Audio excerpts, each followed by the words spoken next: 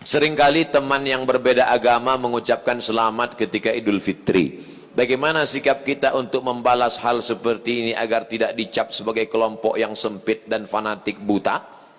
Sampaikan ke dia, brother, kau saudaraku satu bangsa dan setanah air.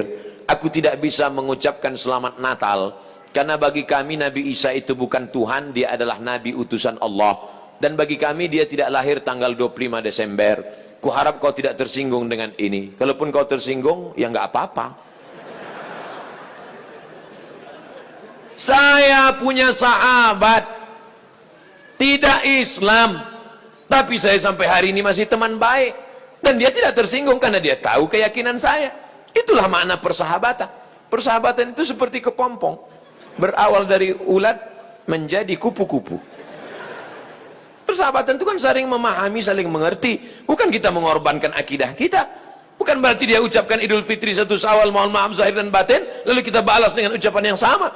Tapi di hari baik, di hari yang lain, saya tetap datang bersilaturahim.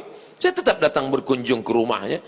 Dia beri saya minuman kaleng. Dia tahu dalam akidah saya makan bekas makanan yang tidak halal tidak boleh. Dia kasih saya kue kotak, dia kasih saya minuman kaleng. Kami saling menjaga sampai hari ini. Bukan berarti saya tidak punya kawan beda agama. Semoga Ustadz selalu sehat, amin. Diberkahi, amin. Dirahmati, amin. Mohon motivasi, insya Allah. Pemuda yang berhijrah terkadang merasa putus asa karena selalu teringat dosa di masa lalu. Kalau kau masih ingat dosa, alhamdulillah. Yang khawatir justru kau nggak ingat dosa. Setelah hijrah kau merasa sudah menjadi penghuni surga, yang lain masuk neraka. Setelah hijrah, bapaknya masuk neraka, emaknya masuk neraka. Yang masuk surga cuma dia, istrinya, sama gurunya. Di kaplingnya surga itu. Memang dia panitia akhirat. Orang yang diterima taubatnya ketika dia mengenang dosa-dosanya di masa lalu, maka hatinya hancur lebur, air mata tak tertahan menetes. Itu orang yang taubat nasuha. Ini sekarang punya banyak juga yang hijrah ini. Ustadz, saya ini dulu nakal. Kartu kuning sudah datang. Banyak juga saya ketemu orang yang sudah hijrah taubat. Apa kata dia? Ustadz, saya ini semua minuman sudah saya minum, semua perempuan sudah saya rasa, dari Afrika sampai Eropa. Ente taubat apa bangga? Dosa kok bangga? Ini yang taubatnya diterima Allah SWT. Rasa takut kepada Allah. Apa tujuan puasa 30 hari? Ya ayyuhalladzina amanu kutiba alaikumus syiyamu kama kutiba alal ladzina min qablikum la'allakum takut. Wahai engkau saudaraku, engkau sudah punya rasa takut dalam hati. Dengan bekal takut inilah engkau akan masuk ke dalam surga Allah Subhanahu wa taala. Ada orang minta jasadnya dibakar, abunya di laut dihanyutkan. Kenapa? Karena dia takut. Sebelum zaman Nabi Muhammad SAW, karena dia takut kepada Allah. Kata Allah SWT, karena dia takut kepada aku, masukkan dia ke dalam surga aku. Makanya di antara doa, Allahumma qasim lana min khasyatika ma tahulu bainana wa baina ma'asik. Tanamkan rasa takut ke dalam hati kami, sehingga dengan rasa takut itu kami tidak jadi melakukan perbuatan dosa. Pak Ustadz, tadi saya ke mall, terus tiba-tiba datang cewek ngasih nomor, dia ngajak saya jalan, terus tiba-tiba datang rasa takut saya, Pak Ustadz. Akhirnya saya nggak jadi jalan. Takut sama siapa? Sama suaminya. Oh. Untuk masyarakat Indonesia yang beragam, bagaimana model bertetangga yang diajarkan Islam dalam menghadapi perbedaan keyakinan dan latar belakang etnis? Saya nyewa rumah ngontrak di Mesir di lantai bawah. Di atas namanya Baba Yosef Hana. Baba Yosef Hana, agamanya Kristen Ortodok. Saya bertetangga 2 tahun, dari tahun 2000 sampai 2002. 2002 bulan November pulang. Suatu ketika kami datang mengadu ke Baba Yosef. Baba Yosef, kami tidak sanggup lagi bayar uang sewa rumah. Karena Baba Yosef mengatakan sewa rumah mesti saya naikkan. Karena saya kena kanker. Saratan bahasa Arabnya, saya kena kanker nak, maka sewa rumah mau kami naikkan. Kalau Baba Yosef menaikkan sewa rumah, apa boleh buat? Kami pindah dari rumah ini, Baba Yosef. Kenapa? karena kami juga lebih dahsyat kanker kantong kering. Tahun 98, 99, 2000 krisis moneter. Apa kata Bapak Yosef? Kalian jangan pindah, tetaplah di rumah ini. Setiap acara Pak Dubes datang, Bapak Yosef kami undang makan bersama, dan dia juga tetap baik dengan kami. Kami tahu kami berbeda, maka mengucapkan tidak assalamualaikum, tapi kalau ketemu sabahal khair, selamat pagi, sabahan nur, selamat siang, masa al khair, selamat petang, selamat malam. Kami saling menjaga. Apakah karena berbeda lalu kemudian kami berkumpul bersama? Ini tuan rumah beda agama, mari kita siapkan pisau dapur, kita bunuh dia malam-malam. Wala ana abidum ma'abadtum wala antum abiduna ma'abud lakum dinukum waliyadin. Kami tetap bisa bekerja sama. Di Indonesia, tetangga dekat rumah saya non muslim, kami bertetangga, tidak pernah konflik sampai hari ini. Mereka saya khawatir yang ribut-ribut di internet ini yang nggak bertetangga malah ribut. Manusia gagal paham. Kalau ada orang gagal paham, kita kasih paham, insya Allah dia paham. Yang jadi masalah ini, ada orang-orang yang cari makannya dari gagal paham. Kalau nggak gagal paham, nggak makan. Bahaya ini manusia. Mesti dibina. Kalau tidak bisa dibina, dibinasakan. Ustadz, ibu saya meninggal seminggu yang lalu. Ibu saya meninggal hari Jumat ini 11 Rajab setahun yang lalu. Sampai hari ini belum hilang sakitnya. Apalagi kau seminggu yang lalu. Saya mohon doanya agar ibu saya ditempatkan di tempat terbaik di sisi Allah. Nanti di akhir majelis, bukan hanya ibu engkau saudaraku, ibu kita semua. Dulu, makin berjalan hari itu makin lama dia makin berkurang. Di antara yang menenangkan hati ini adalah banyak-banyak berkirim doa. Habis setiap solat, Allah maghfir laha warhamha wa'afiha wa'afu anha. Kalau kau sanggup baca sekhatam Quran, bacakan sekhatam. Tak sanggup sekhatam, baca Yasin. Tak sanggup Yasin, baca Fatihah.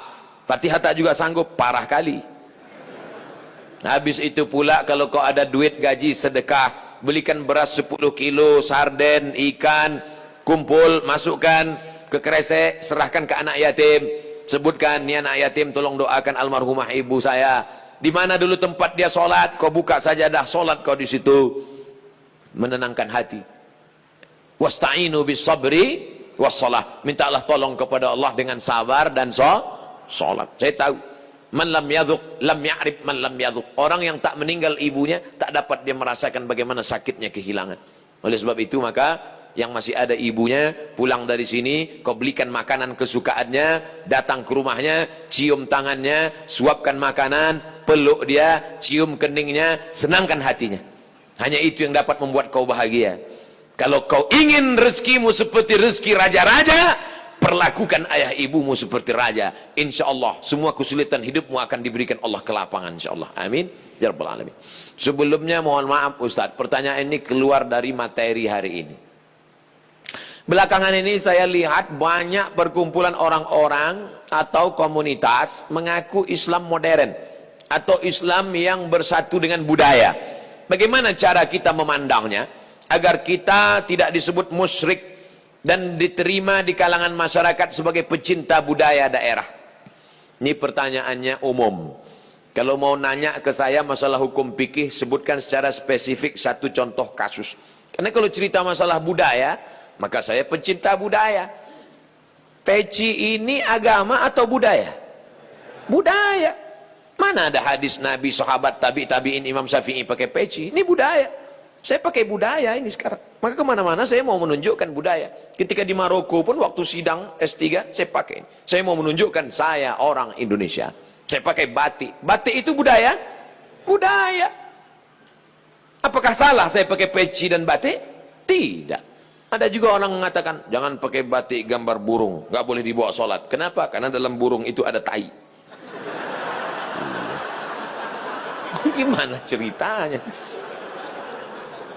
Saya yang bodoh apa dia yang pintar? Selama budaya itu tidak mengandung unsur kemusyrikan, merusak akidah, maka ada syarat dan ketentuan berlaku. Wala ana abidum ma'abattum wala antum abiduna ma'abud lakum dinukum waliyadin. Karpet ini agama atau budaya? Budaya. Karpet ini budaya. Masjid Nabawi yang asli nggak ada karpetnya. Ini berapa kali budaya. Ini lagi membuat bunga-bunga nih. Ini budaya semua nih, bunganya mati lagi.